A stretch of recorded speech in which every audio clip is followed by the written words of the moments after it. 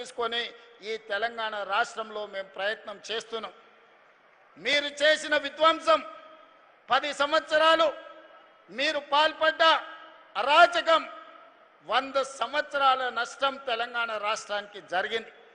అందుకే ఈనాడు అన్ని రకాలుగా ఆలోచన చేసి ఈరోజు పేద పిల్లలు నర్సరీ కానీ తల్లిదండ్రులు శ్రీమంతులు ధనవంతులు ఏ విధంగా నర్సరీ కిండర్ గార్డెన్ లేకపోతే ఎల్కేజీ యూకేజీకి వాళ్ళ పిల్లల్ని పంపించుకుంటుండ్రో అత్యంత నిరుపేద ఉపాధి హామీ కూలికి వెళ్ళే తల్లిదండ్రులు కూడా తమ పిల్లల్ని నర్సరీ ఎల్కేజీ యూకేజీకి పంపించాలని తెలుగుతో పాటు ఇంగ్లీషు నేర్పించాలని ఆ తల్లిదండ్రులు కలలు కంటున్నారు. కానీ మన ప్రభుత్వ విధానంలో ఈనాడు నర్సరీ ఎల్కేజీ యూకేజీ విధానం లేదు. ఇంగ్లీషు విద్యకు అంత ప్రాధాన్యత లేదు.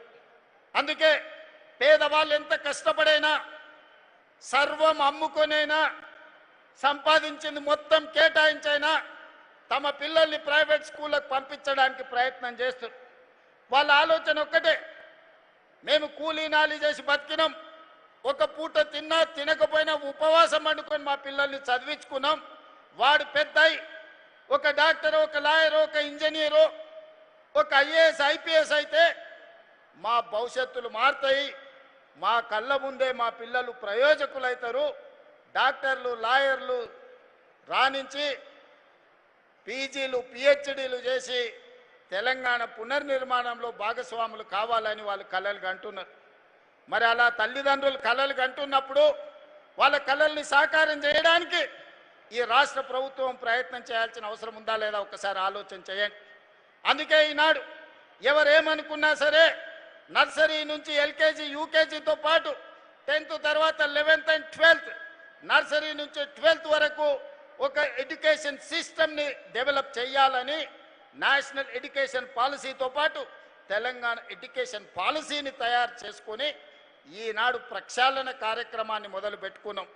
మొదటిసారి ఈసారి నర్సరీ నుంచి మనం అడ్మిషన్లు ఇచ్చినాం. ఆరుట్ల ఒక తెలంగాణ మోడల్ స్కూల్గా విద్యా కమిషన్ అపాయింట్ చేసి ఒక సీనియర్ ఐఏఎస్ రిటైర్డ్ ఆఫీసర్ని విద్యా కమిషన్ చైర్మన్ చేసినాం. వాళ్ళు ఇచ్చిన సూచనలతోని ఆరుట్లలో మనము నర్సరీ నుంచి 12th వరకు స్కూల్ ప్రారంభిస్తే ఇక్కడున్న చాలా మందికి వేదిక మీద ఉన్న ఇండస్ట్రియలిస్టులకు కూడా తెలవాలి. ఒకప్పుడు ప్రభుత్వ పాఠశాలలో చేరాలి అంటే విద్యార్థులు వచ్చేవాళ్ళు కాదు. ఆరుట్లలో 1814 మంది పిల్లలకు అడ్మిషన్లు ఇచ్చిన తర్వాత ఇంకా 1500 అప్లికేషన్స్ ఎక్స్ట్రా వచ్చినాయి. వాళ్ళు బయట నో అడ్మిషన్ అని బోర్డు పెట్టినరు. ఇది మా నిబద్ధతకు మా పాఠశాల ఉపాధ్యాయుల యొక్క పనితనానికి గుర్తింపు. ప్రభుత్వ పాఠశాలల్లో నో అడ్మిషన్ అని పెట్టే రోజు వస్తుంది అని ఎవరు కలలో కూడా ఊహించకపోవచ్చు. కానీ అసాధ్యాన్ని సుసాధ్యం మా ఉపాధ్యాయులు చేసిండ్రు. ఈరోజు ఇబ్రహీంపట్నం ప్రాంతంలో ఆరుట్ల స్కూల్ ఎవరైనా వెళ్ళి చూడొచ్చు.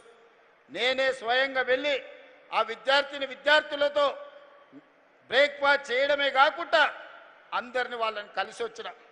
ఇవాళ ప్రతి తెలంగాణ నియోజకవర్గానికి ఒక Telangana public school అందించినాం.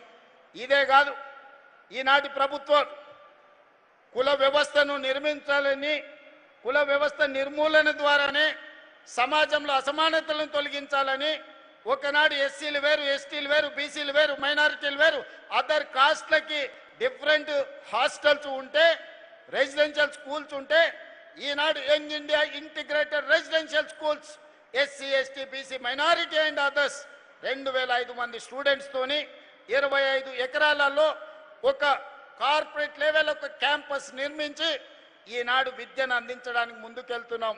Next academic year మీరందరూ చూడబోతున్నారు 119 young India integrated residential schools దేశానికి రోల్ మోడల్గా తీర్చిదిద్దే బాధ్యత ఈ ప్రభుత్వం తీసుకున్నది.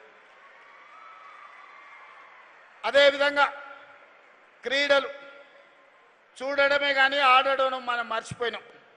ఒలింపిక్స్ వచ్చినప్పుడు మన దేశం ఎక్కడుందని ఎత్తుక్కుంటే పైనుంచి చూడాల్సిన పని లేదు.